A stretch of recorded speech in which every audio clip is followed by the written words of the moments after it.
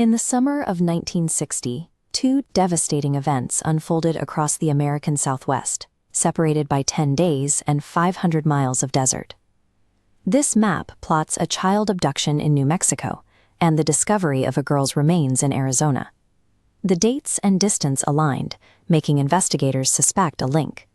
But a medical estimate discarded that connection, keeping the cases on completely separate tracks for 62 years.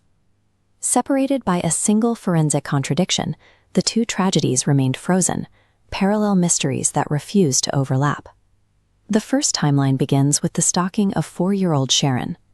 For days, a man and woman in a dark green sedan had been circling her neighborhood, asking neighbors about her mother's financial situation and how many children lived in the home. On the afternoon of July 21st, while Sharon played with her cousins in an alleyway, the sedan stopped.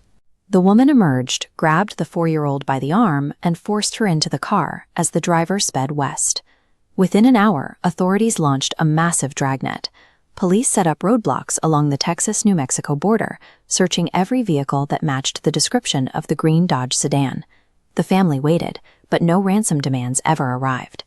The Gallegos family had modest means, confirming to police that Sharon had been specifically targeted for the abduction itself rather than money.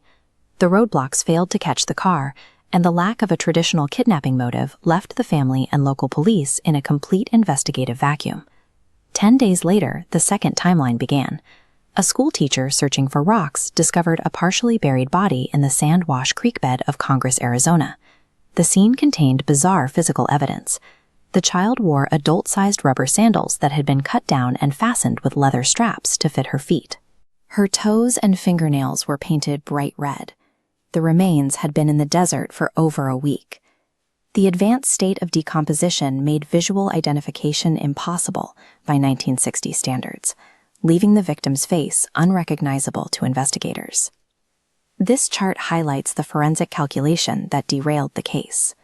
While Sharon was 4, the pathologist estimated the victim between 5 and 7. The clothing compounded the error. The victim's red shorts and blue blouse contradicted the pink shorts Sharon wore. Between the rigid age estimate and the clothing mismatch, police concluded the desert victim was an older child. The two cases were officially decoupled. With the Sharon Gallegos lead officially closed, the investigative trail for the Arizona victim went cold. The local community in Prescott refused to let the child be buried in an anonymous grave. A radio campaign raised enough funds to provide a proper Christian burial. The town created a surrogate identity for her, Little Miss Nobody. Her casket was inscribed with the words, "God's little child, date of birth unknown, date of death unknown." This surrogate identity gave the public a name to mourn, but cemented the erasure of Sharon's true identity, leaving her family without answers for decades. In 2018, the National Center for Missing and Exploited Children moved to bridge the gap. They funded an exhumation of the remains to obtain a modern DNA sample. Modern skeletal and dental analysis immediately corrected the 1960 error. The victim's estimated age bracket was lowered to 3 to 6 years old, which finally included Sharon's age of 4. In 2022, Othram Inc. successfully extracted a profile for advanced genetic genealogy testing, building a map of the victim's DNA that could be compared to existing databases. The results created the ultimate convergence.